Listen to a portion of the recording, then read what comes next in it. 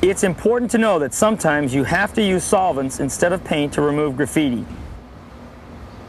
But you have several people from several different gangs and tag crews using several different kinds of markers, liquid spray paint, grease pencils, chalk, spray paint. And the thing that's nice about this is, again, it's an area that we can't paint. So what we're going to do with this solvent is we're just going to spray this on here. You'll see a lot of stuff just disappear. Not only disappear, but the nice thing about this is as it goes away, it cleanses all this stuff right off. So you're going to return this piece of city property down to its most original state, and we're hardly even rubbing. But this is federal government property. These people should show a lot more respect since they live in this country for this. So what we're going to do is spray the solvent on there and return this piece of property to its original state and show some respect for this country. So we just want to spray a little bit on, let it, you can see it already starting to melt, and then you just take it, wipe it clean. On metal surfaces, it's very important that what we do, again, the same guy that had just done that inside, he came around here and put it again here, so he's leaving a little mark, talking to his buddies, let it sit for a while, and then we just wipe it right off, and then we're done. Here's a guy that's used a grease pencil. Look how hard this is to come off. Look at this. Whoa, wait, whoa, hold it. Wait, I'm eradicating this guy right now with my bare hands. Wow, look at this, corner's gone. These guys are looking for any little avenue to get back into this neighborhood, and you can't let anybody come in.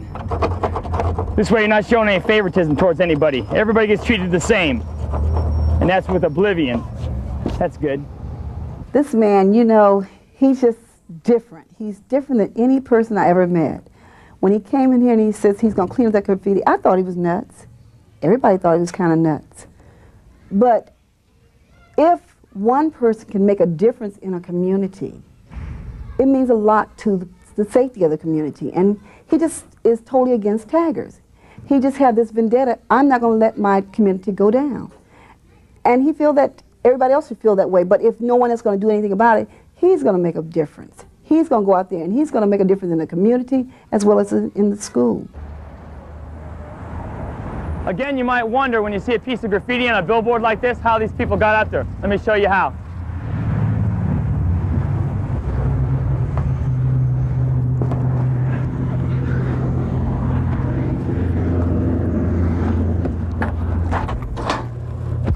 Now, there's no way you can tell me a ladder's faster.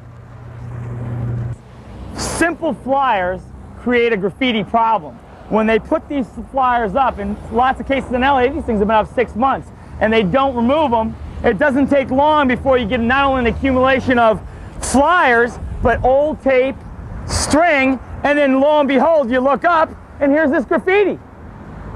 So you've got to remove these things. It's against the law to post flyers in the city of Los Angeles. That earns these people a $200 fine. What you find, though, is when people leave their flyers up after the event's over, whatever they're trying to advertise, they attract graffiti. As we remove these flyers, first thing you'll always see, generally, is another piece of graffiti. This is how a lot of taggers start. If they're trying to get into an area, a lot of them have stickers. Stickers that resemble maybe not, if not their exact tags that they're going to start putting up. So they come to an area sticking stickers up. And sometimes they're a bitch to get. See, they just separate. So I just paint them. Here's a perfect example. Here's a tagger. Saw all this nonsense on the pole, so he puts his tag right in on top of it. So, I mean, you can tell by the amount of tape that's on here, these people don't care about their community.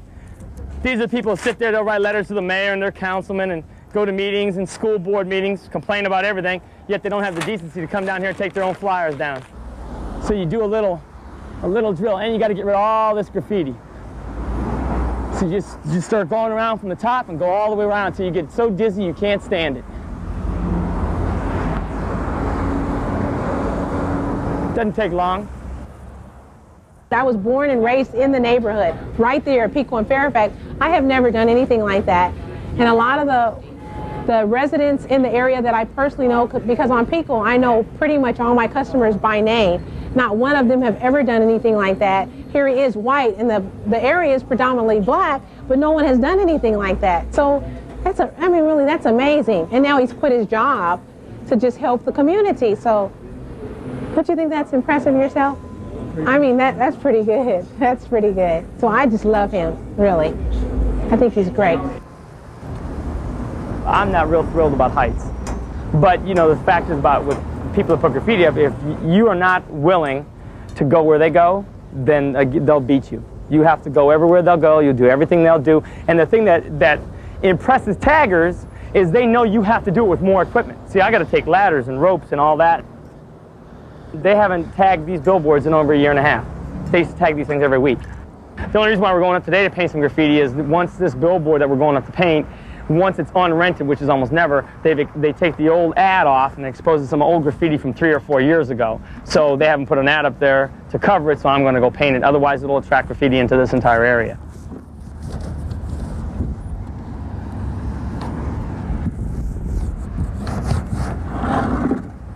Always hold on, because these things are pretty windy.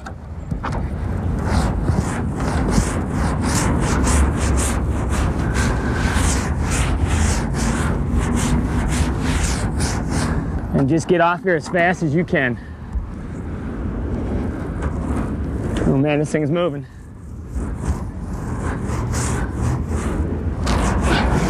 That's it. Now you get down to the end, make sure you did it all, because you don't want to come up here again. I tell everyone about you. Well, I mean, you know, it's important that people know that you can get this stuff done. I mean, it's not rocket science stuff. You know, we're not done yet. We still have a lot to clean up. When we're totally finished, that building's ripped down, this building's cleaned up, the gangs are gone, the drugs are gone, then we'll have finally succeeded. But well, I hope you make it safe, because my daughter lives in this neighborhood. well, it's safe. I mean, it's safer than it was. Yes. Yeah, it's a nice neighborhood. You. God bless you. Well, Although I've never had any trouble while painting out graffiti, here are a few tips. Work only during daylight hours. Do not confront anyone. Be respectful and friendly at all times. When painting in public areas, try to work with a group or partners. Ask your city council person for help in getting paint supplies. And finally, contact local police for stubborn graffiti problems.